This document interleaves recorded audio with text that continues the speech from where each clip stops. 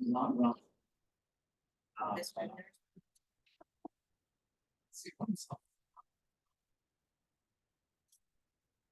Like run race.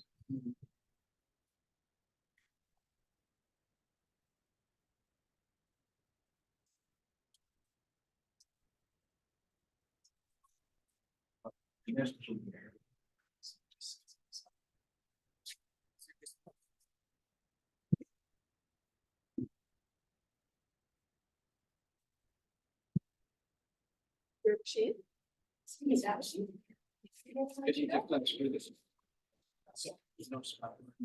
It just, it works pretty nicely. So. It's a manual, no machine, right? I have to start. I,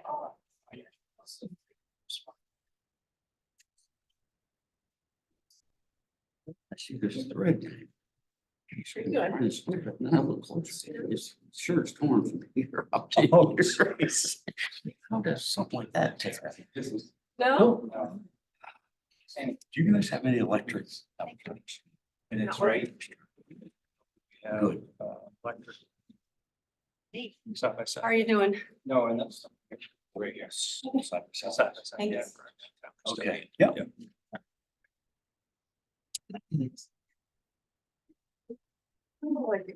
This coming back when I was getting up. It's literally like got more. I know what happened. Once. Hard to say no.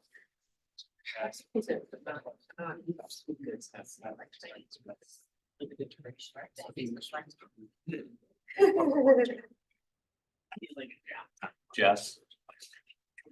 Oh, we're on. Excellent. No, we're not. No, sorry. I just remember live. It's not there. Okay. It's not showing up. Doing this with the treasurer now.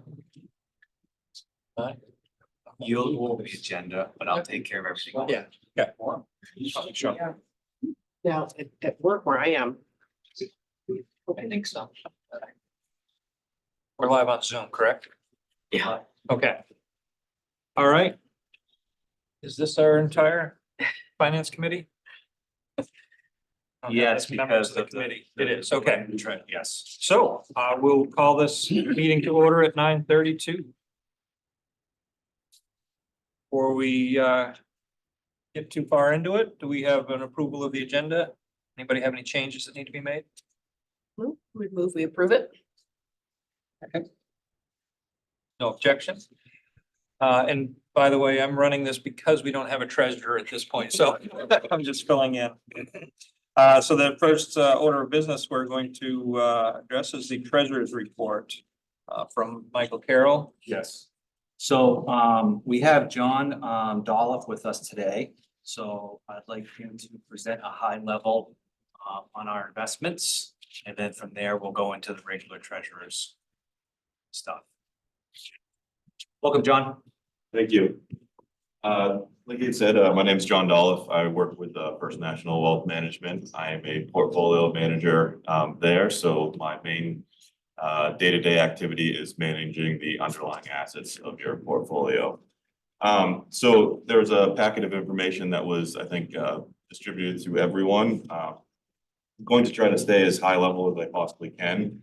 But if you have any questions, feel free to stop me and go from there. Can you just hold up, John, when you, which piece you're going over? Yes, absolutely. So we're on page 1 here of the report. It's the yield curve. Basically, I just included some of these pages in here for talking points. Obviously, a lot of you are familiar with what's been happening with the Federal Reserve over the last 18 months. They've continued to increase interest rates to hopefully bring down inflation. As you're probably also aware, that's been a very slow process. Inflation continues to creep up. Most recently, they're talking numbers continue to stay elevated. With that, they're expecting rate cuts this year, 1 or 2 of them, but typically they're going to hold off a little bit longer just because the statistics behind a rate cut are still not quite there. If you flip to the next page, it says the Fed and the interest rates. This kind of shows you long-term and short-term where the Fed has been. So you can see in 2021 on the bottom, that's when the rise started. We peaked out and now we're starting to talk about rate cuts. So for you guys, rate cuts can affect you multiple different ways. So when you're borrowing money, you're borrowing money at a higher interest rate in this kind of environment. But when you're holding cash that is positive, typically you're going to recoup higher interest rate returns. You'll see CD rates, brokered CDs, bond rates all start to increase, and that's really what's happened over the last 12 months, which has been beneficial to your guys' portfolio. We're gonna skip the next page and kind of get down to the meat. So it's MRC tip fee and coastal resources. It's a couple of pie charts. This here shows you the last year's performance. So you can see the MRC account is right around 4.64% as of March 31st versus a benchmark of 1.94. And then the coastal resources account is right around 4.15 versus a benchmark of 2.10. Again, we try to keep all of the funds invested. We're looking long-term. So to get diversification, we have short-term assets as far as bond incorporated, an income portion, and then international exposure as well.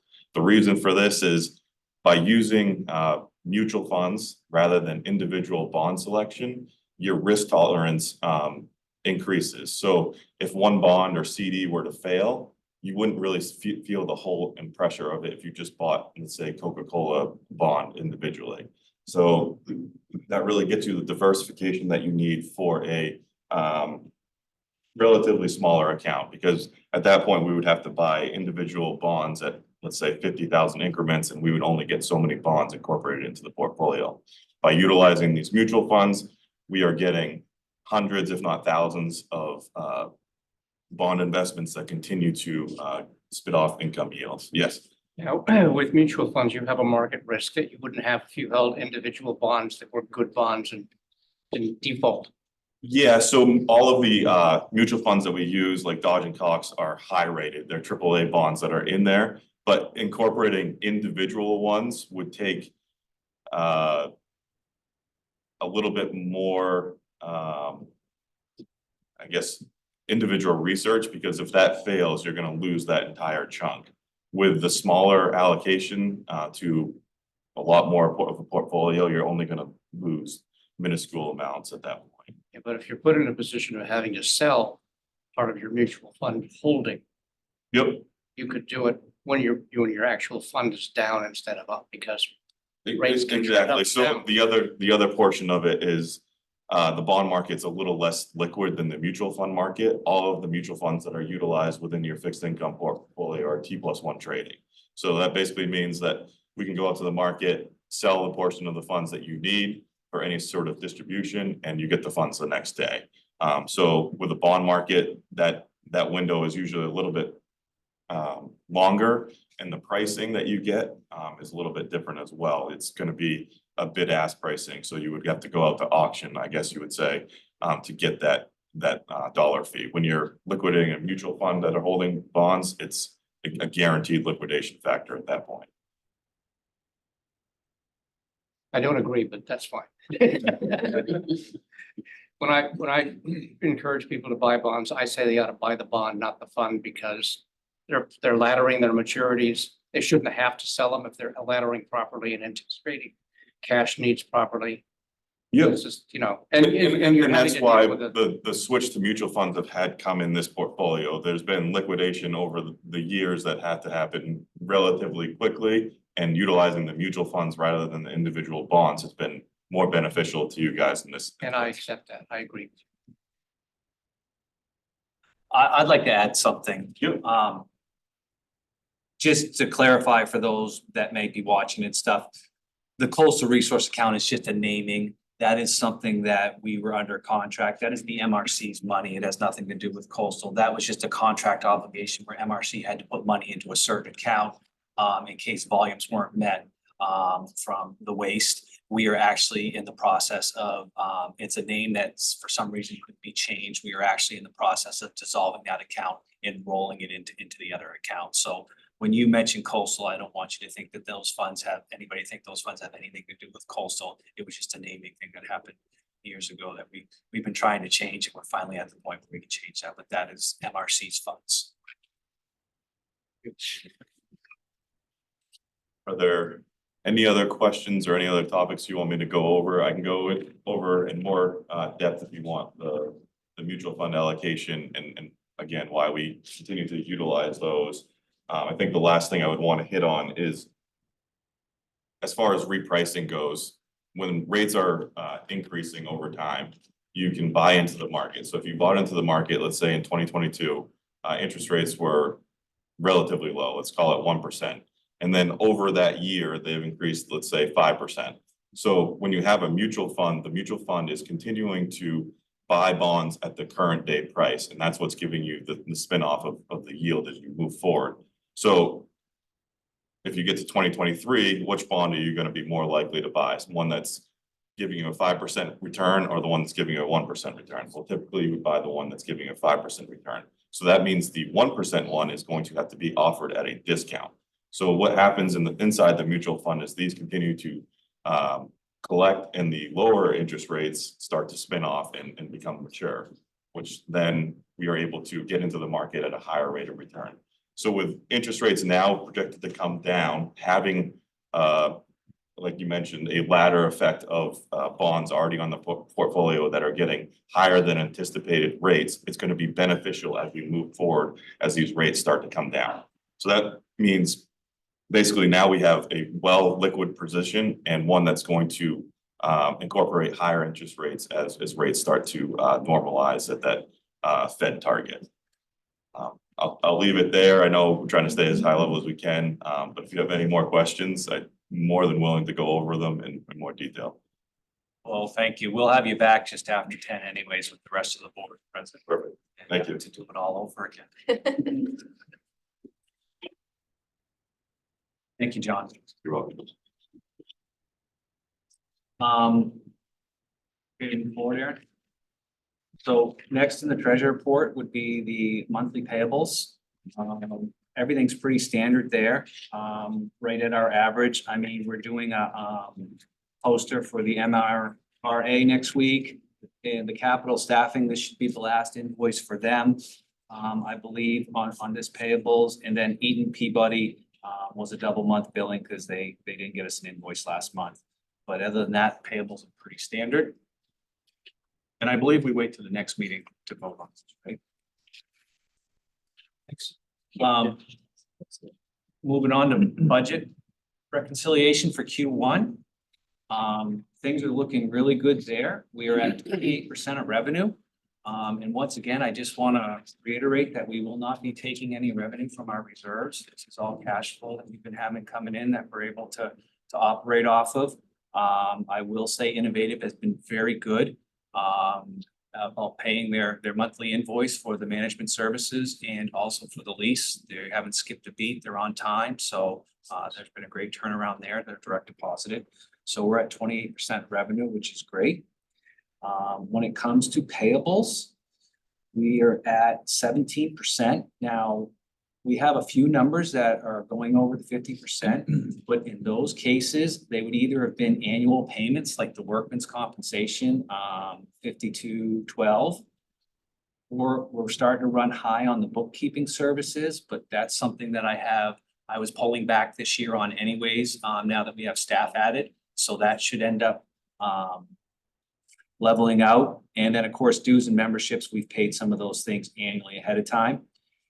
The utilities, the MSWs down at the bottom, 7502. I am concerned those might run over, but at the end of the day, those are just a pass through. The power bill is still in our name down at the location. So that same line item's up on revenue and we just pass that through.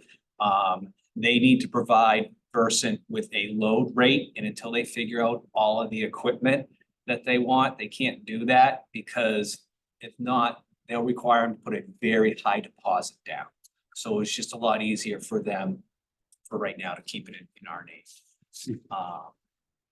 Mike, I have a question Yes. about the utilities. So does this mean that utility expense is higher than anticipated? No. It means that I planned on them taking the utilities over after the first couple of months of the Gotcha. year. And they still don't have the design totally done of, so they can't provide Versant with what they call a load rate. Gotcha. I was thinking it was for the whole year ahead. No, I apologize. I didn't plan on it being here much after February. And so, like I said, they would require a very high deposit when they switch the accounts. So we just add the electric bill every month onto their invoice on their lease invoice. And they pay it with their lease. So it's technically just a, but it's throwing my numbers off, which drives me crazy. So, and then last, we're at 100% of the temp services, but as I said, that has dissolved because we've moved that over to staff. And that's pretty much budget reconciliation. Any questions on that? Looks good. Okay. That would wrap it up for the treasurer's report. The next one is George couldn't be with us and he has submitted his asset management report. I probably will not go into the weeds like George does, but I'm prepared to review it for you. And the bones of this report are on page 2 and 3 is where I'd like to start review. And I will do my best to answer any questions if anybody has them from there. So we'll start right on page 2. So joint venture had a total asset of $5,189,115. Basically, we have 6 accounts. We have 3 investment accounts and 3 cash accounts. So we have, and with the breakdown for those is we have $1,056,735 in a I still call it the contingency account. That's one of our checking accounts. That money is in a high interest bearing account that they've put into like a sweep account, so they mirror each other. That is the money that was left over from the sale of the facility. So we had money in the account that we were bringing in to pay for the waste, and then they took on that liability, and the money that for the sale of the building was paid towards the liens and stuff. So that is been left in the contingency account and moved to a high interest bearing account until we figure out everything that we want to. The next account would be the distribution and development account. That's $31,190. 26,000 of that is still left over from the grant. That's what we've been using to pay the additional staffing. We received about $42,000 and there's 20, and we've paid out 15 in staffing so far through the staffing agency, and there's still 26,000. That is in the budget on a line item that I eventually will move over when we need it, because that is part of our revenue in the budget. That takes care of our cash accounts. Of course, we have the operating account, and that has about, that's not on here, but that is about $80,000 right now. For the investments accounts, we have the new account that we put that has $50,184 in it. That is the account we started at Androscoggin Bank. That is the account that we moved. We want to start paying back the money that we used to keep the plant idle. And so last year in the budget, we put a $50,000 payment in. We wanted to put it in a separate account and a separate bank for right now, just as kind of a back burner. And so we had a paper trail to keep track of these payments as we were making back to the MRC for keeping the plant idle. So with that, we had to start a cash account. So we put $500 in that, and then we invested $49,500, and that is in a high interest bearing account. Then John just went over the other accounts with us. We have at the first, we have $900,092, $983 in one, and then we have the $328,028 in the other, which is that account that has Colson's name on it that will dissolve and we'll pull it to the other account. Physical assets on the book, physical assets at book cost include the 88 facility, the site valued at $1,138,748, a 10% ownership position of WMS LLC purchase price at 1.5 million, which would include the utility deposits that we had put down. This gives us a joint venture at a net position of, this is the $5,189,115. That's the best I can do on joint. All the tables are in there and everything else, and of course. we'll put it-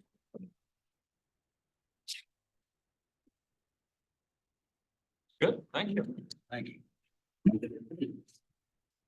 So that covers the treasurer's report and the asset management report, leaving us to highlight the upcoming meeting on July 24th, which is the next quarterly meeting for the finance committee. Nobody has anything else? I'll take a motion to adjourn. So moved. Second. No objection. We are adjourned. Thank you. Very efficient. I still panic and put my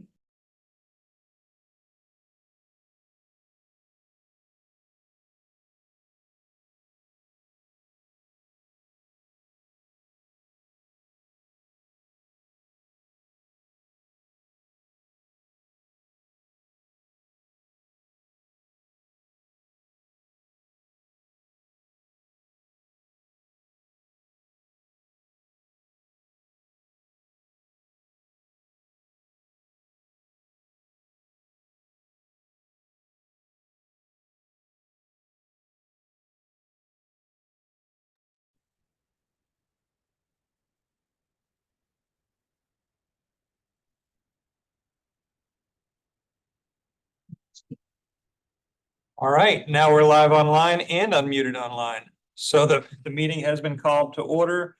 And the first order of business is on the table, approval of the agenda. I would like to, I think the agenda would go a lot smoother, now that I've looked at it. I'd like to do the asset management report after the treasurer's report, because I just think it'll flow in a lot better before I do my executive director's. Because then my executive directors will run right into Innovated's update. So I'd just like to swap those two items, please. Do we need to have a vote on that? Not No, really. no, that makes sense to me. Good. Thank you, Mike. The next thing we'll do is consideration of the special board meeting minutes on February 26th. Move acceptance. Second? And I believe because we have Melissa online, we need to do a roll call. Yeah, I vote. am here. Okay. I do not have. Do I report What's that? the votes? Just, No, we just call them out. Okay. And then okay. unless there's controversy. So we have a motion and a second, Melissa? Yes, Okay. Bob, Yes. Karen, Yes. Yes. and Tony, yes, and I'm a yes. All right, the next step is consideration of board appointees to fill 2 board member vacancies. Does anybody want to make a motion to fill these vacancies? I would move that the board appoint Bell Ryder to fill the vacancy that is due to Sophie Wilson's resignation and to further appoint Bethany Levitt to fill the vacancy due to the passing of Kevin Howell. Both lasting until the next MRC annual meeting per the MRC bylaws. I second that motion. In a second. Comments? I'd like to speak to this. Obviously, we have a lot of important work to do here and, you look at new appointees and you're always trying to decide whether this is a good move for us or not. So I asked Mike for a little bit of background on both these individuals and boy, I don't think that we really could get a lot better new members to join. Bethany has been the Public Works Director for Bar Harbor for about 4 years now, but she has experience in water, wastewater, stormwater.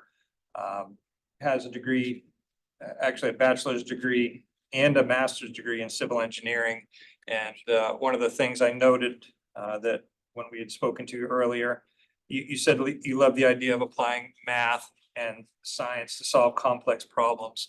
And that's what we're at with waste management. We're right there. So what a perfect fit to have you joining the board and helping us out. And then lead that right into looking at Bell's background. Number one, definitely a stake in this because it's so local, being a longtime resident of Orono. And served the town of Orono for around 11 years, I think. Yeah, so University of Maine degree in mechanical engineering. Again, lots of great experience and a passion for this area, even though we're representing people across the state. Still, I think another great appointee to the board, and very happy to see both of them being nominated, but also both of them agreeing to join us. Yes, So thank very you. important. And just a reminder that, you know, as we stated in the motion, so these appointments go through until the next election.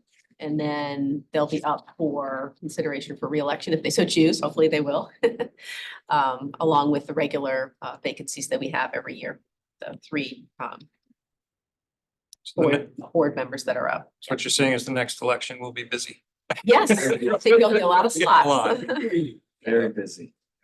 Okay, so we have a motion and a second. Any other comments?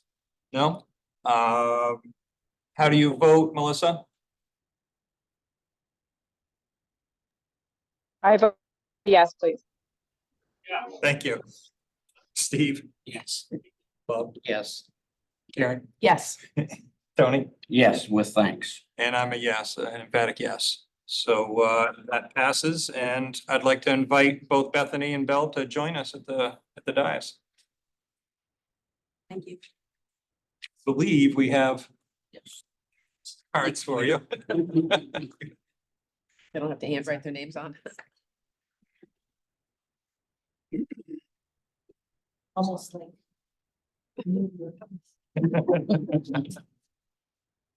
Open.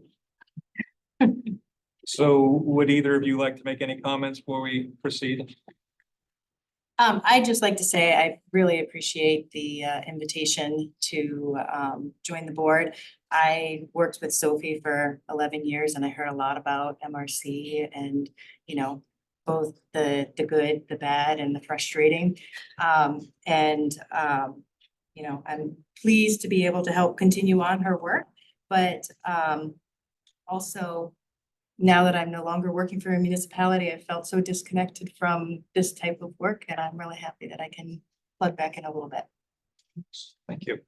I guess I'll just say thank you for the opportunity to bring some of my skill set to the table, and I hope to be a valuable member.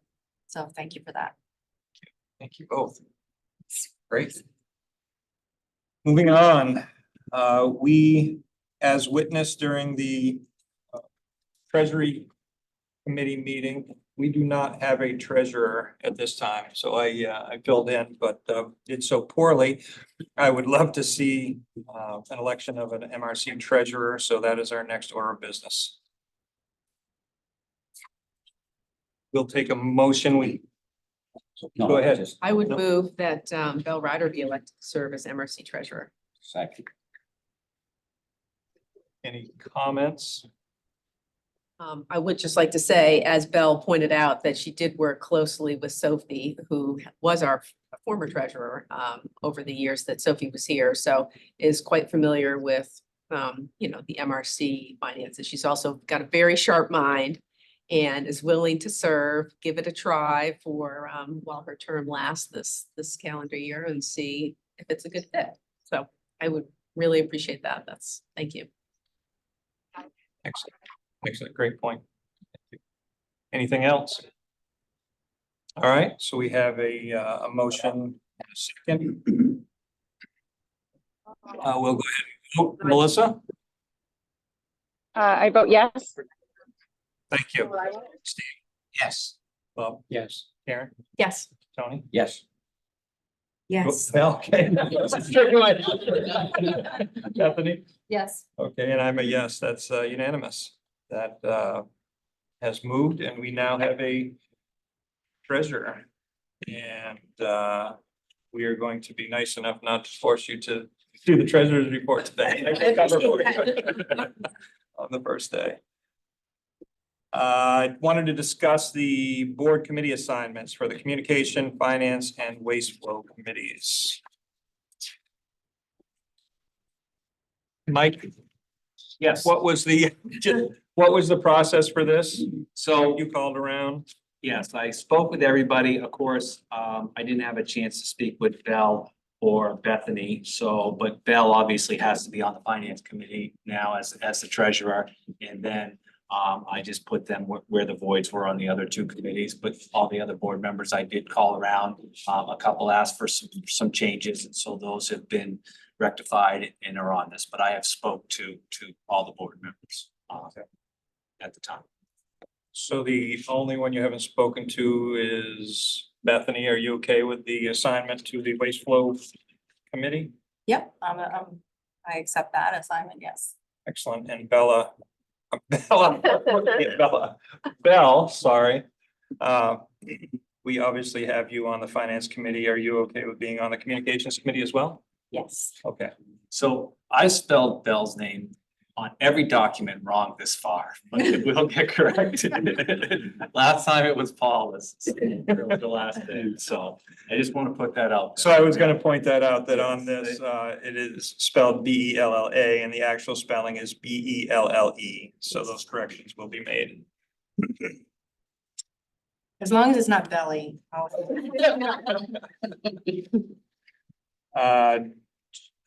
Do we need to vote to accept these? I think, yeah, think they're so. voluntary assignments, so. I think where everybody has been spoken to and you two agree as new appointees, I think we're good to move on with that. Thank you very much to everyone for serving on committees. And the next order of business is the treasurer's report, and I think we're gonna pick that up in just a moment. Yeah. Okay. She's on, yeah, great. Paula, welcome. And as I mentioned earlier, Michael Carroll, Executive Director, is going to cover the treasurer's report for Bell just this first time. So we have John Dolph here from the first, and I thought we could start with him. Just, it's been a while since the first has been in and review our investment accounts that we have with the first. So John.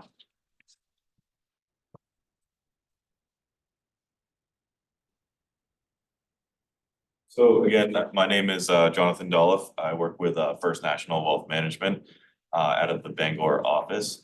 I can just give you a little bit of my own background. I wasn't able to quite get into it in the last finance committee, but I went to the University of Maine at Orono here and studied economics. From there, I worked at State Street Financial in Boston and also managed an endowment fund for Dartmouth Hitchcock Medical Center out of New Hampshire. Most recently moved back to the Herman area and had a family here. So that kind of just gives you a background of me, introduction to everyone that's here today. So to get into it, I think everyone has the presentation materials, but just wanted to start on the first page where it says yield curve. Everyone probably knows that over the last like 18 to 24 months, the Federal Reserve has been increasing interest rates. The reason for doing this is trying to get a hold of inflation. Everyone feels the pressure of gas prices increasing, grocery bills increasing, just about any cost that you have on a monthly basis continues to increase. So as the Federal Reserve continues to increase these rates, it has a beneficial factor and some other implications as well. The benefiting factor is fixed income starts to produce a higher rate of return. Fixed income is bonds, CDs, brokered CDs, anything that kind of gets you a more or less guaranteed rate of return. It's not always guaranteed, but there's a lot less risk than investing into the stock market. The downside of interest rates increasing is when you go out to borrow, you're typically borrowing at higher rates. So if you're getting a residential mortgage, a commercial loan, something along those lines, your rate is going to be much higher. So all things to kind of consider. As we move forward, the next slide is the Fed and the interest rates. This kind of shows where we've been historically and where we expect to go as we move forward. So you can see in 2021, those interest rates started to skyrocket to get inflation under control. Most recently, the Fed is starting to talk about interest rates coming down or rate cuts. These rate cuts are not going to be as drastic as they have been on the incline. They're going to be very slow and strategic on the decline. We're expecting now 1 to 2 rate cuts in the next 6 months or so. As the election period comes around, those rate cuts will probably be less impactful and may not happen, just not to take any political concerns into it. So again, with 1 or 2 of those rate cuts coming down, that can be something that we want to plan for as we move forward. Typically speaking,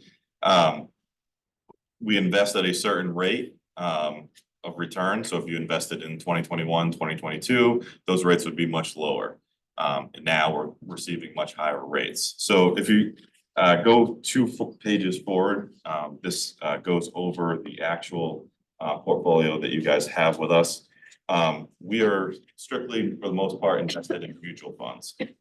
We're invested in mutual funds on the fixed income side for multiple reasons. One of those being the liquidity needs. In the past, you guys have needed funds relatively quickly. So having mutual funds in place, we're able to utilize T+1 trading and basically initiate those trades, and next day funds are available. Another reason that we want to continue to utilize mutual funds is for the risk tolerance. When you utilize a mutual fund, there's more than one bond in place inside that mutual fund. So if you have hundreds of bonds within that mutual fund, when one fails, you're not going to see the immediate impact or hurt or pain from that bond failing. So it's a really good way of diversifying across multiple different classes. You can see in this first pie chart on the left-hand side, we utilize brokered CDs, international exposure, an income fund, and a short-term mutual fund. That the reason why we're using all of those plans of action is for duration. Duration is a term that's used on the fixed income side. I know I'm getting kind of into the weeds, but as rates start to increase, we want to increase our duration as well, so that the long-term effect is we're able to keep these higher interest rates working for you for a longer period of time. When rates are super low, typically we try to shorten the duration so that hopefully when the rates start to pick up, we can incorporate the upside potential of rates adjusting as the Fed tries to get a hold of inflation. I know I've spoken a lot there, and I've also given a little bit of a spiel prior to this, so I'm going to let questions kind of come through and we can go from there. Did I miss you? Did you say what the duration is for our portfolio? So the target duration is north of 6 right now. So 6 years, 6 months? 6 years is typically what you would incorporate duration relating to. Again, there's multiple factors. So we have the short term, which is less than 2 years, and then the CD portion of that is less than 1. So it's really laddered out in multiple different stages, but the overall target is close to 6 at this point. And that really makes sure that we're getting these high interest rates lasting for a longer period of time. So when they start to come down, those mutual funds will look even more attractive because we already have higher rates on the books. And hopefully, as we move forward, the lower interest rates will start maturing and coming off the books at that point, giving us a pretty good guaranteed rate of return. As you can see, year 1 performance for the account is right around 4.64 versus the benchmark 1.94, and then again for the coastal resources 4.15 versus the benchmark of 2.10. It's been a long time since MRC's been able to think 6 years ahead. Yeah, Just saying. and that's really not a implement of your outlook. It's more an implement of the markets. No, I know, so- but I'm just saying, like, in the past, it didn't matter what the market was doing. We just couldn't think 6 years ahead. We just didn't have. So I'm Yeah, just saying. so, and again, all of those are liquid T+1 trading. So yes, you guys are thinking way ahead, but short-term needs are still there with the liquidity factor of utilizing those mutual funds.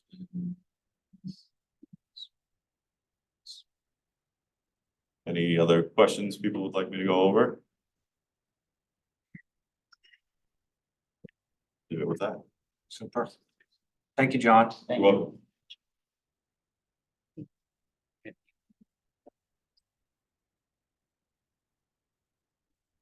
Cataract. So I see a hand up online. Was that a question for John now that he's left the table? What's that? Oh, for the mic. Oh, okay. Yeah, just remember at the end, we'll have public comment. You can type it in. Just want to make sure.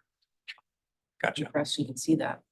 I had glasses on so I can see it. Sorry, I missed it if it was for me. No, it wasn't. You're good. Okay, so to continue with the treasurer's report, next we have March payables. Pretty standard payables. We have a couple oddball things. We were doing another poster because we are attending the MRA conference next week. Minimal capital staffing, which has been on there right along, capital area staffing, which has been on there right along, but this should be the final invoice for that. And then Eaton and Peabody, we have a double invoice on because they didn't get their invoice in February.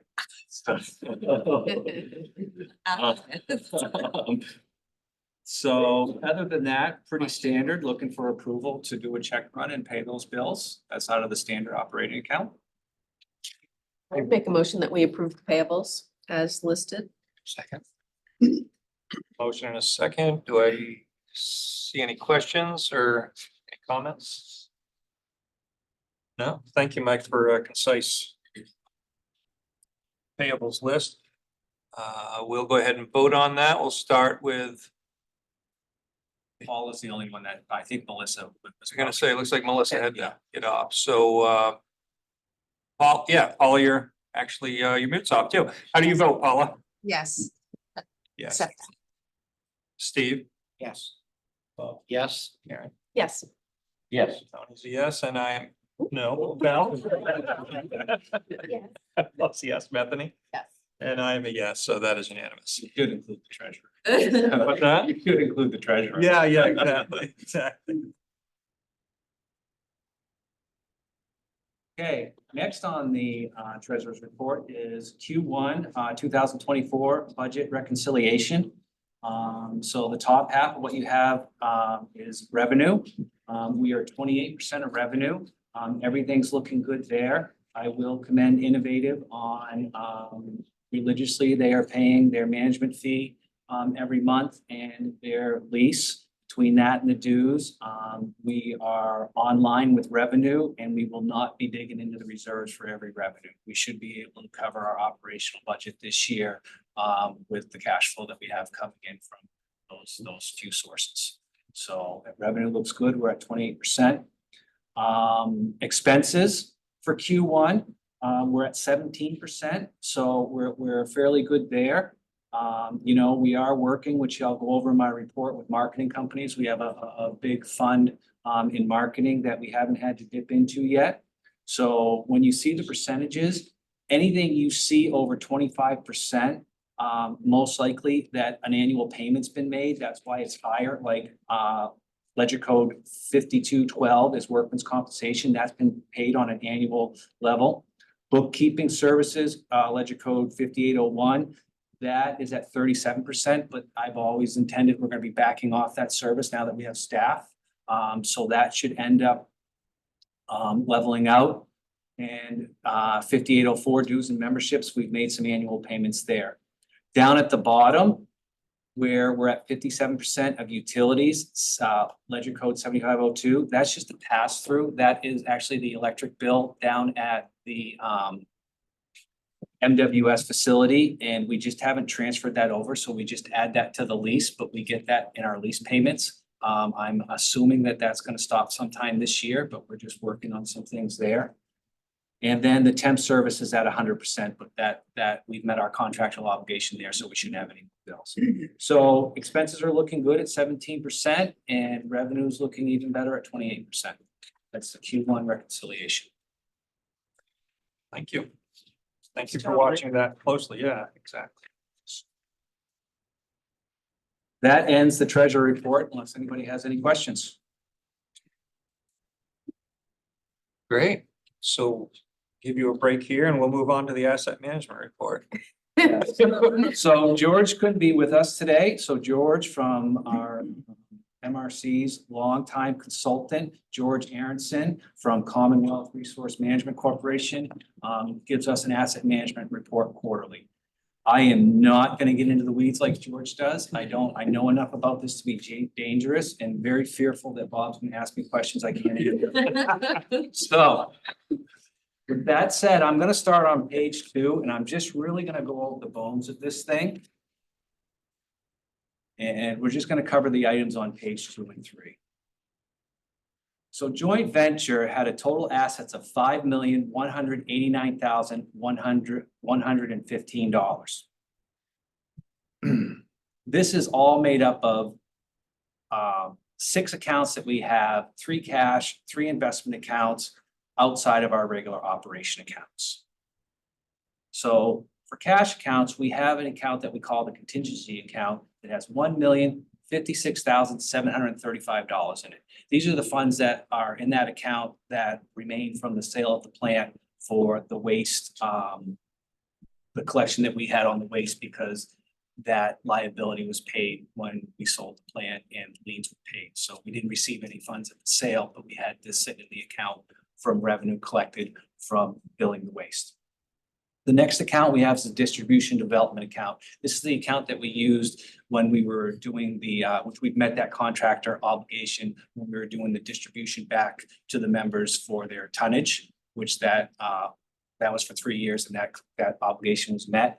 But also we have the grant funds that we received of $42,000 in this account for staffing. Only $15,000 of that's been used, and we'll move the remaining $26,000 because that is part of our revenue that I have in the budget this year. We'll move the remainder $26,000 over into the operational budget. Then we have the operating account, which is not listed here, which currently has about $80,000. After that, we have our investment accounts. So we started a new account that the board approved last meeting at Androscoggin, and it's an investment account. And the reason we did this is we started paying back some of the funds that we used to keep the plant idle, and we wanted a way to track those funds and have a clear paper trail and not mix them with other funds. I'm pretty anal about the money that we spent to keep the plant idle, and I want to get every dollar back and track it.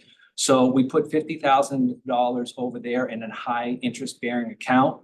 And so currently that's at $50,184. We also have our investment accounts, which John just went over at the first. In one of those accounts, we have $992,983.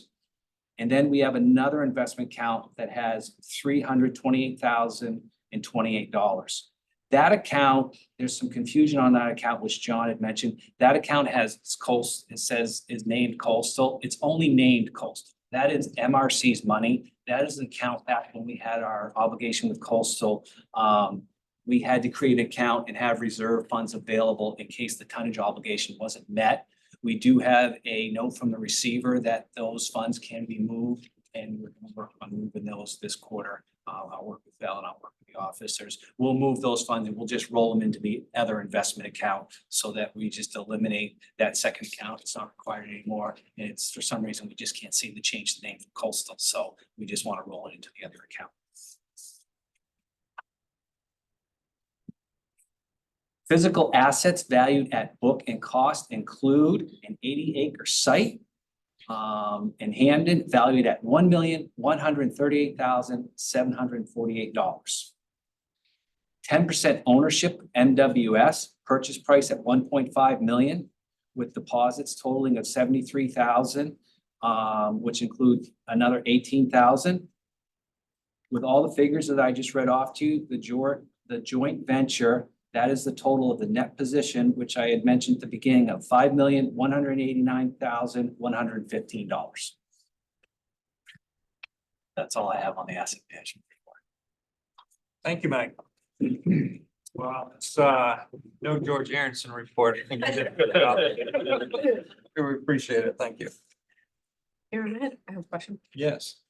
So I noted that in George's recommendations, it is to continue the consolidation of the cash accounts, to simplify accounting and reduce banking fees. And then the second one is complete consolidation of the investment accounts, which I think you talked about with the coastal account, which is going to get merged in eventually. On the cash side, is the idea that once the grant funds, the prime grant funds are done, is that account gonna go away? Yeah, so with the cash accounts, it's very confusing. So, and I should have reviewed this. We, thanks to Karen, a while back, worked with the bank to, now that we weren't moving so much cash that the plant had sold, it was just sitting idle.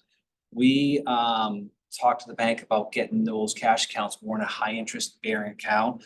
So we have the account names, but then they have these other accounts right beside them that are called sweep accounts because they have to be a numbered account for those. So we want to consolidate, so we're just looking at 3 accounts. But yes, George's recommendation is the distribution account. Once we move the D&D account, once we move those funds, there'll still be $5,000 left in it. My personal feeling is I like a development and distribution account in case we get any more grants or anything else comes in, or, you know, we make a donation or something like that. I like tracking purposes. I definitely agree with the consolidated of the investment accounts, which is what I just went over. But I don't necessarily know if we want to eliminate the development distribution account, but that will have to be a discussion that we have as we move forward with these things. I'll just put my oar in the water on that one and endorse what you just said on that account. It's nice to have something separate to receive grant money because you create an audit trail, both coming and going. And it's good to have that tracked through the bank. Well, one thing I can foresee happen in the future is the dust settles and the light gets brighter at the end of the tunnel. The contingency account where we're sitting at a large amount of cash, but it's high interest bearing. Once we know what we're doing with investments and all that, I don't understand the need of the contingency cash account. So if we were going to eliminate accounts and we had a home for that money, if we're doing investments and stuff, that one I don't see a need for. But the distribution development, I kind of see us maybe using in the future.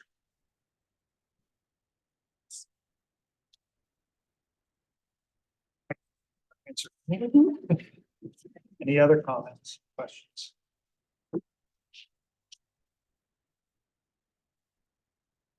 Okay. So asset management report is done. We're moving on to Michael Carroll with the executive director and committee reports. Yes. Thank you, Aaron. Okay, I'll try to keep this brief, but it's been a busy Q1. This is the regularly scheduling quarterly board meeting. So my report is based on a review of first quarter of 2024. Let's start with quarterly stats. The MSW tonnages for first quarter. Members total MSW tonnage for first quarter of 24 was 19,522 tons. Last year's members tonnage for first quarter were 18,691 tons, an increase year over year of about 831 tons. Q1 general updates. Over the past several months, I have been visiting with members, town managers, community staff, and toured their transfer stations where applicable. I hope to see all the MRC members face-to-face by midsummer of this year. These visits have provided invaluable opportunities for the MRC to witness firsthand our members' work on the ground. Through these interactions, we've gained a deeper insight in the challenges and successes within the MRC network.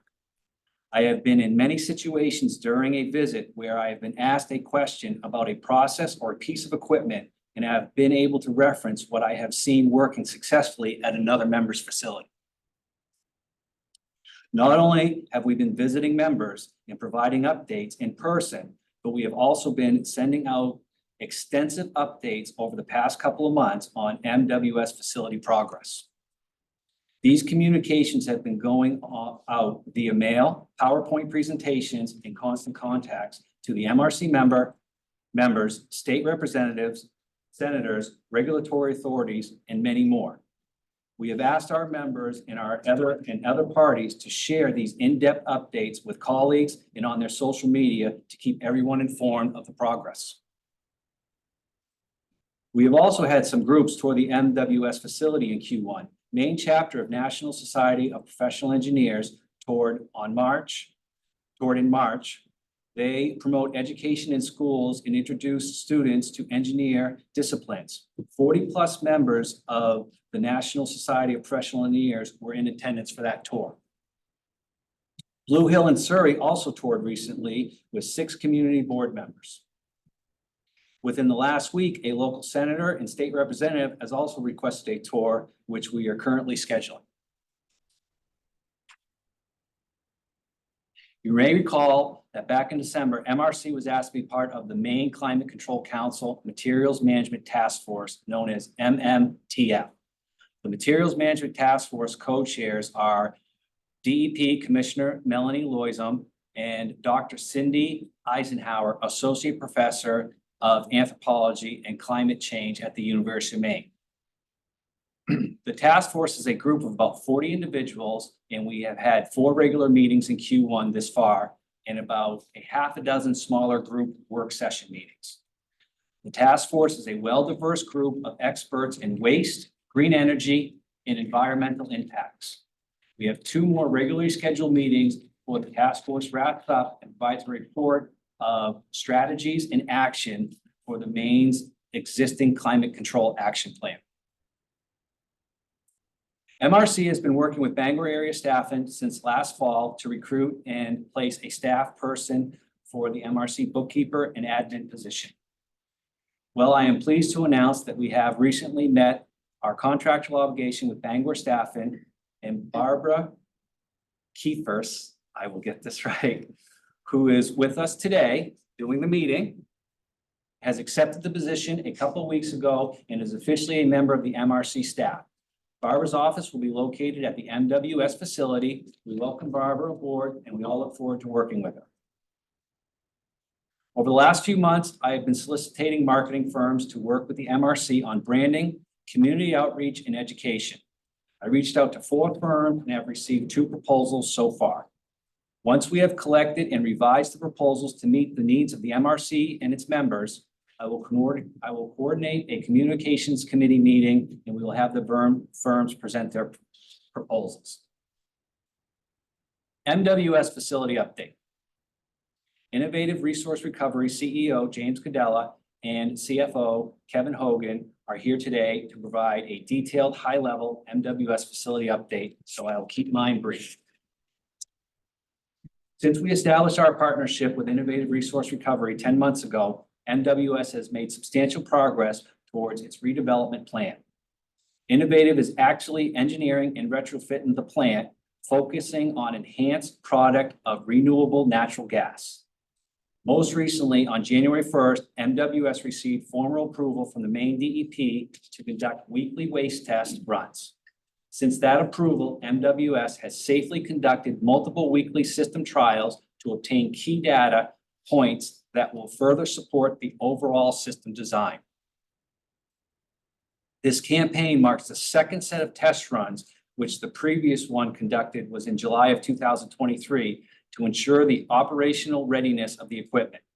Over about a 10-week period, small amounts of waste from various locations, including Bangor, Brewer, Orono, Eddington, Clifton, Carmel, and Hamden, have been brought into MWS for processing and testing. These trials aimed to assess equipment performance and procure samples that are being used to evaluate gas production potential.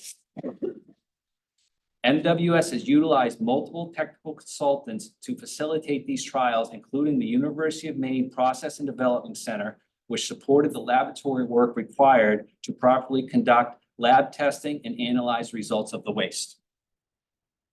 WAVI Channel 5 News was also in the MWS facility a few weeks ago. They interviewed MRC President Aaron Hootery and Innovative CEO James Cadella. The reporter did an excellent job with the news piece, and that has been posted on the MRC website. During the interview, many shots were taken within the facility. Update on PERC. PERC's assets were auctioned and bought back. PERC's assets were auctioned and bought by Mark Boswell under the company name Grace in November of 2023. Then last month, Grace sold the majority ownership to the company sold the majority ownership to a company newly formed called Eagle Point Energy Center, known as EPIC. Eagle Point is also the name of the Orrington-owned industrial park that is being developed. The majority owners of EPIC are the town of Orrington and Bemis Capital, represented by Evan Coleman, and Mark Boswell remained a minority owner. Evan Coleman is known for being the lead on some projects that tried to get up and going here in Maine, such as a natural gas power plant in Rockland in 2015 and a strawberry greenhouse in Madison in 2018. I believe another attempt at greenhouse project may be also one of the reasons for the purchase of PERC assets. There is still thousands of tons of waste on the floor when Gray sold it to Epic. On March 6, Orrington received $650,000 from the Penobscot County APRA funds to purchase a baler. Epic was going to bale the trash on the floor and store it until the facility was operating again. However, once the news broke of that, DEP quickly notified Epic that they could not bale the waste on the floor due to permitting issues. We know that Epic is currently bypassing their municipal waste, but we are uncertain of their current permit status. Finally, in legislative news, it's been a fairly busy few months. LD 2135 resolved to investigate and address municipal solid waste disposal service issues by Representative James Dill presented this bill. MRC was in attendance and submitted testimony on the bill. We also provided Representative Dill with a summary of MWS operations and how the waste swap works. LD 1541, extended producer responsibility known as EPR. The DEP published draft rules and presented them to the Board of Environmental Protection on March 7th in Augusta, which MRC attended and submitted testimony. MRC has worked very hard for our members on this since conception and commends the collaboration with the DEP's EPR team. The EPR team has addressed MRC's concerns with the bill during the rule drafting process. EPR will recognize municipal waste solutions to serve as an invaluable asset to the EPR program and our members. James Candela and I had a productive meeting with Susan Lee at the University of Maine. Ms. Lee is currently working on Maine's DEP food waste generation study. We provided her with valuable input for the study and what the digester can do for our region. MRC has also been attending the hearings on the JRL expansion so that we can stay abreast of that situation. And also next week, we'll be attending the MRRA conference, which James has been asked to speak at. That's my full report. Does the board have any questions? A lot. I'm done. That was everything. Anything from anybody? Go ahead. So on the marketing proposals, what do you envision in terms of a time frame for, I guess, maybe the communications committee to make a decision or get the presentations? With Jesse's experience and been working with, you know, on a minimal level on what we do, I've asked her to attend those meetings. So we just got the last proposal last Friday. So I'm reviewing them because they're quite extensive. These proposals are like, we've asked for phases, you know, kind of some things that we've talked about that, you know, as the plant gets closer to reopening, the different phases we need to do and is rebranding necessary and that type of thing. So Jesse and I actually meet next week. We've both reviewed the proposals independently to collaborate our questions. Then we'll ask them the questions and make sure that everything's covered. I hope to have a meeting with the communications meeting before our next quarterly meeting, definitely somewhere in the middle of that. Is that a fair enough answer? So that's my hopes. And I think we talked about this before, but I just want to point out again that EPR legislation was caused us a great deal of concern, especially when the first drafts came out. And I just want to thank all the board members that participated in that with feedback and meetings with the DEP and that type of thing. I think that really made a difference in the final version the rulemaking process, really is going to work well for us, and we've been sure that we're going to be part of that process. So thank you. Yes. And I would also just like to comment that I've really been impressed with how much time Mike has been spending in Augusta, serving on these different committees, talking with folks, both from the Bangor region and from the departments in Augusta.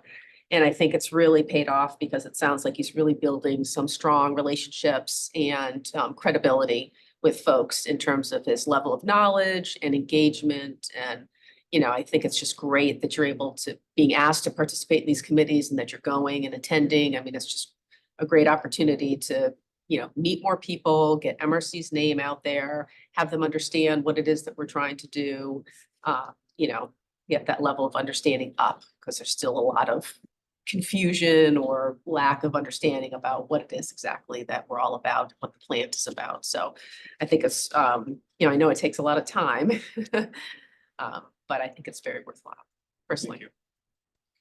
Echo those sentiments. Thank you. One last piece, I wanted to just an official welcome from the board to Barbara. Very happy to have you here.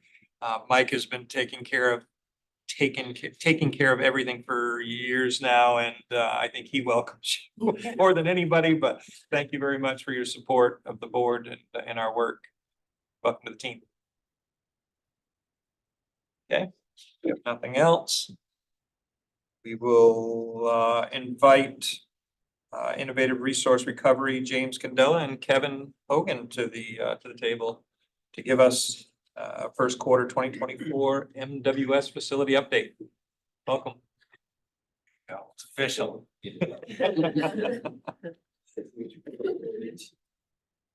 All right, good morning. Thanks for having us. As we'll give an overview. As usual, I'll try to keep it high level. There's obviously lots of weeds. I don't want to bore you. Anyone can ask questions and whatever is kind of, obviously happy to answer those at the end as, and obviously whatever we can, because it might be confidential, discuss, but have to take questions from you all in the audience. So, as Mike mentioned, we spent the better part of the first quarter really focusing on testing of the waste material from the different communities. I think we brought in about 7 different loads from the different communities Mike mentioned. We processed that through the MRF part of the facility to get representative samples of the feedstock that we're ultimately going to be digesting. And just kind of, if you think about the design on the MRF, we already have high confidence around what's happening on the front end, how we're going to process the material, the modifications we're going to make in the yields, where the more substantial piece of the project from both a design and a construction effort is on the anaerobic digestion. And so these tests were really aimed at gathering more information about our feedstock, the biogenic fraction, which is really the fines where most of the food waste is, and the paper. So we ran a series of trials throughout January and February, capturing samples, doing a number of lab analytics, both at the lab in at Hamden. We actually had a lab tech working in partnership with UMaine. A lab technician worked with us.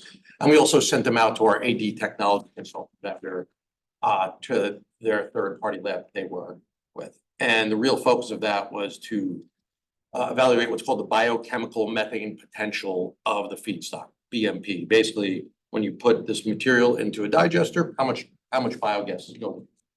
And we were pleased with the results. They, after doing a number of different trials on a number of different feedstocks and a number of different BMP tests, they all came in line with kind of what we had expected, as well as other data points from literature that we were also kind of triangulating around. So that was good. But it was also important to kind of just gather other characteristics of the feedstock, how much contamination is, how much grit, that really go towards informing the design of how we need to both handle, store, and pre-treat the feedstocks. So where we are currently is we're aggressively moving forward on the detailed engineering of both the pre-treatment system and the anaerobic digestion system based upon all of this information. And so, not to get into the weeds, but all of the kind of technical documentations, equipment data sheets, flow diagrams, P&IDs, mass balances, all the details you need to build a plan. The target for that is that will lead us to, to final design of the major equipment in the latter half of this year, where we'll put down basically the long lead. So we're working with vendors now, but really put down the substantial down payments on the major equipment by Q4 of this year. From there, we'll continue the detailed engineering, initiating construction by the end of the year. And really with an eye towards you're installing that equipment throughout 25 with the goal of bringing in waste and ramping up the facility by the end of the year, bringing in waste and starting the operations of the facility by the end of 25. And then I think, as we discussed, it's going to be some time to really ramp from startup all the way up to 180,000 tons per year, which is the nameplate. And so the goal when this is all completed is to be processing 180,000 tons per year on a consistent basis and diverting over 50% of that from that.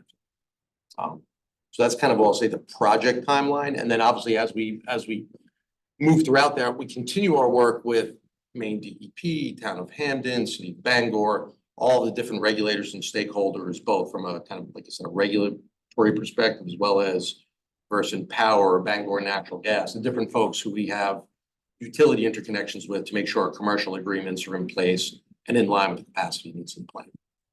So a lot going on the commercial side as well over the next, for the foreseeable future. So I know that's kind of very high level. Happy to kind of get into the weeds now or later. So like, go ahead. Do you anticipate any need to modify permitting on the plant as you carry forward with your modifications? So all of the permits will need to get modified because each permit is kind of specific to a specific operating plan. So you're always going to have to update your operating plan. As we kind of think about the major permits, you have land, air, and solid waste. Solid waste, I think we've been in constant communication with the DEP about our plans, and they don't foresee any challenges. It's just updating the operating plan. Land, we do need to do a little extra development on the south side of the building, kind of where the flare is now. That's going to require potential impact on wetlands. Now, we've been in discussion with both DEP and the Army Corps about what that would entail. How do we keep it within certain requirements? I could bore you with the details, Bob, later. So some work there, but again, don't foresee any issues. And then the last is air. We're going to need a larger flare. We're looking at, there's some grants available through the state for cogeneration. We haven't spoken about that with you all, but that would kind of offset our electricity needs. It's potentially interesting from an economic perspective, which is why we're looking at it. But that also changes the profile of our air emissions. Net though, compared to where we were, I think we will ultimately be lower on our air emissions. So yes, permits are going to have to change, but nothing that we foresee as a challenge. Thank you.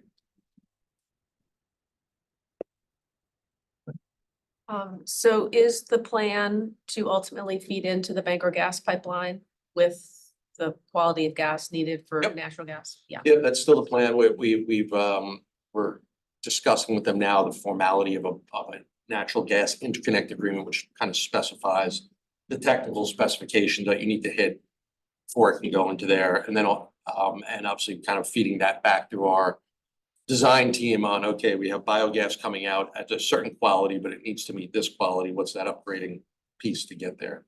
And then as well as the commercial sales of how do we make sure the gas is then transported to its ultimate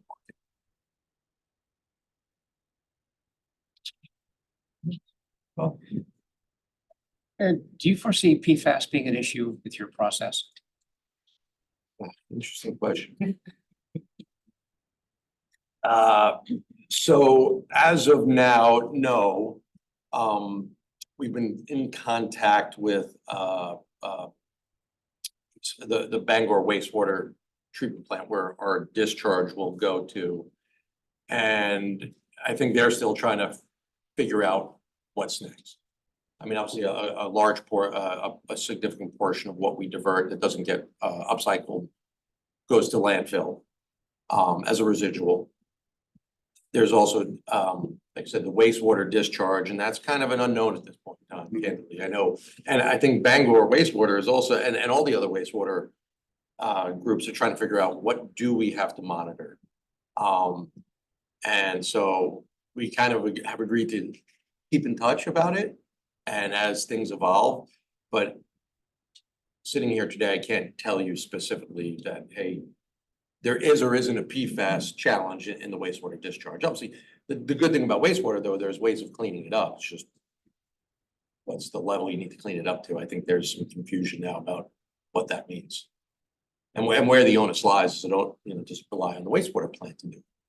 So I know there's been several rulings lately about drinking water standards, wastewater and landfill, and I think all of the, via the EPA, and I think all of the municipalities are trying to figure out, all right, what does this mean for us and when?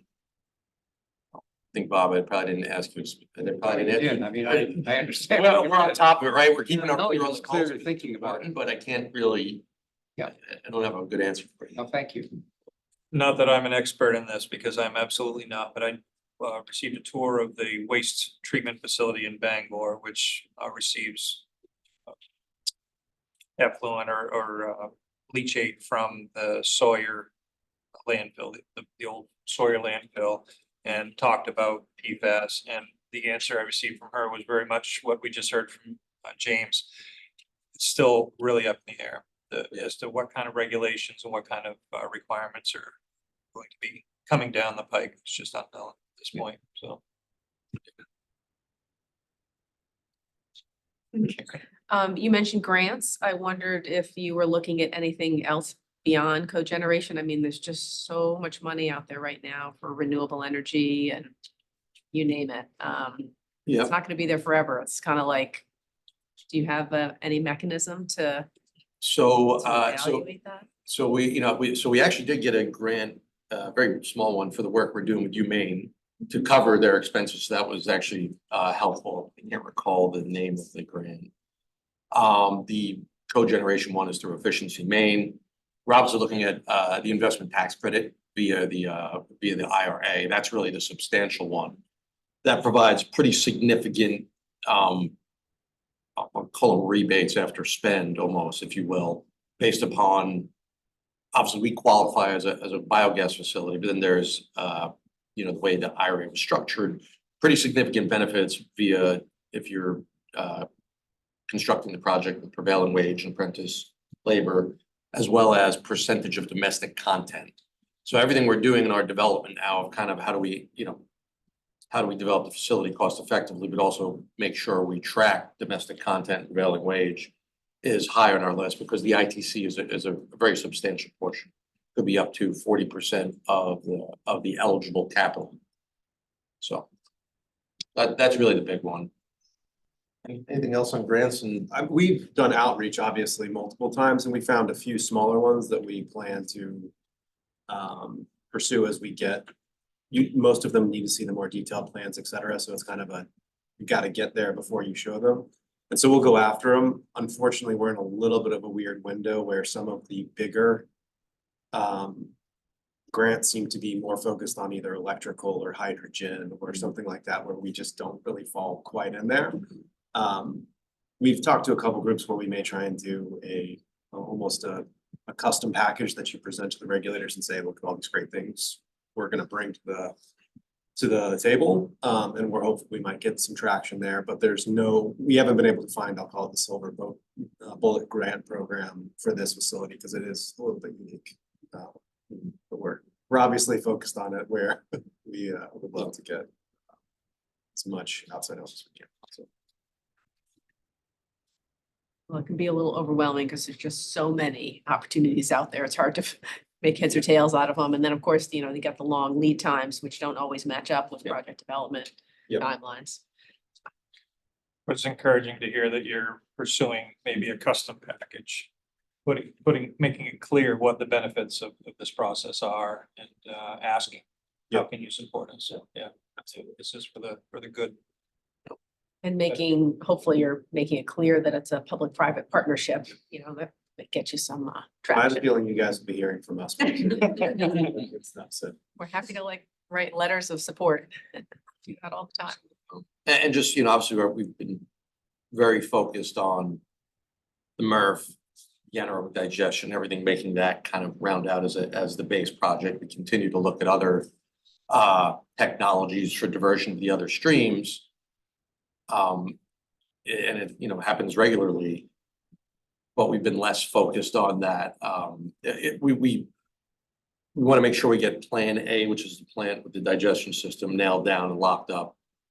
You know, and advanced forward in engineering. We continue to look at other diversion opportunities and kind of no shortage of them we could discuss with you. A lot of them are pursuant to NDAs, so happy to discuss offline, but have not found the one yet. It's like, we're gonna add that to the mix, but we're still out there. Sorry. So that reminded me on the grit issue. Did EPR ever resolve that whole, like, you have to recycle glass, whole glass? Remember, they were kind of focused on Yeah, so to participate, we you had had to. fallen into certain windows and the glass, I believe, falls under construction material, which is also as part of the EPR.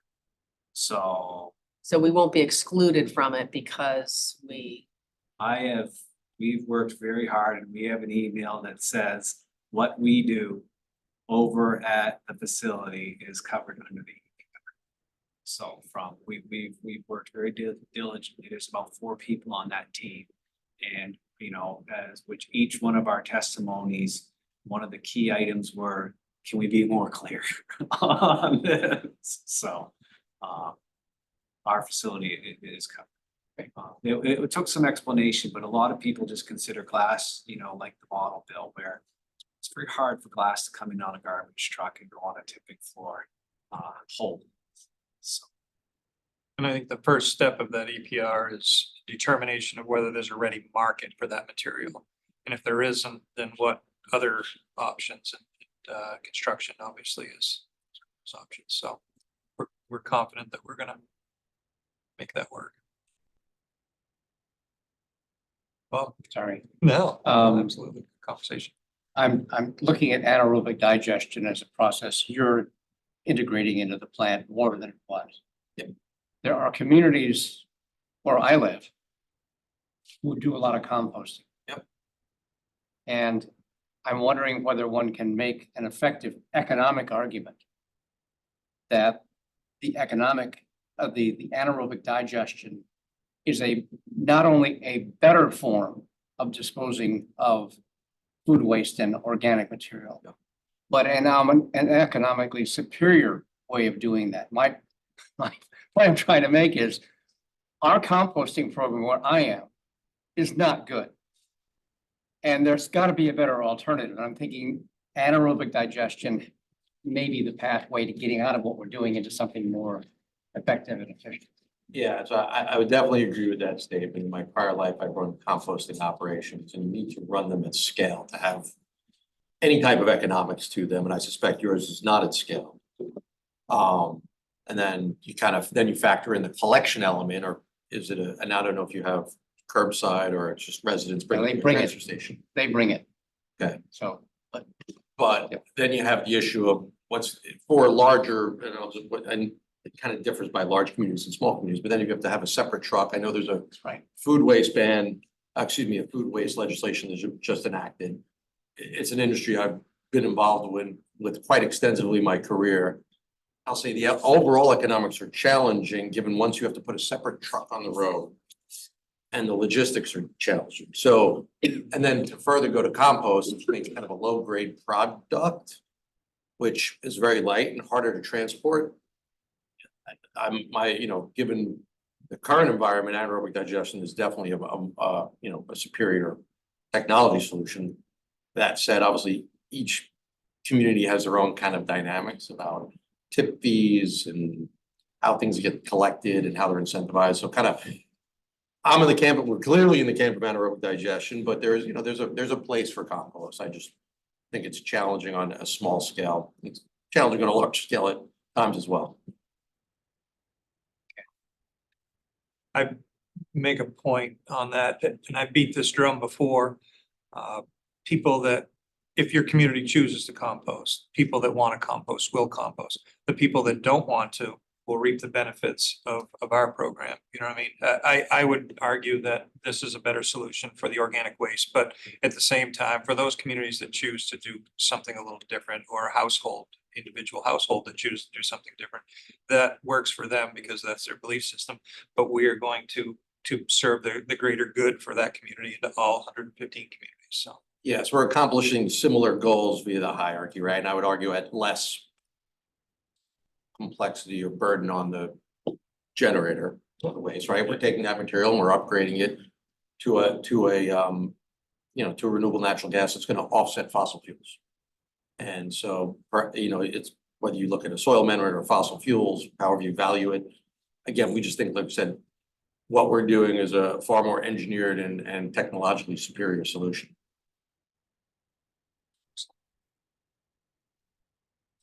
Good conversation, good questions, thank you. You know, just one point I'd like to add about all this is it's very similar to when we talk about EPR, you know, to our members, the big benefit that has in my visits, I'm trying to explain to them. So even if they are sorting cardboard right now and fiber, you know, and been bailing that right along and recycling that, they're gonna have that number from their own transfer station to record to the EPR for their rebates. We're also gonna provide them with another number from everything we've extracted. You know, because with digestion, we're gonna take all types of fiber. Usually at a transfer station, the material that you're pulling is gonna be made in another cardboard box or another newspaper, where some of the material we're pulling is stuff like paper towels, tissue paper, paper plates, you know, contaminated fiber, which will all be made into gas. So they're gonna reap the benefits of also getting a number from us for what is pulled out of their waste streams for commodities. It also goes to gas. So that's important because I believe those are coming in 26. We would have to check on that. So. Excellent point, thank you. Other comments and questions, anything else? Sorry, just one other question. Yeah. I'll shut up. No, not at all, it's great.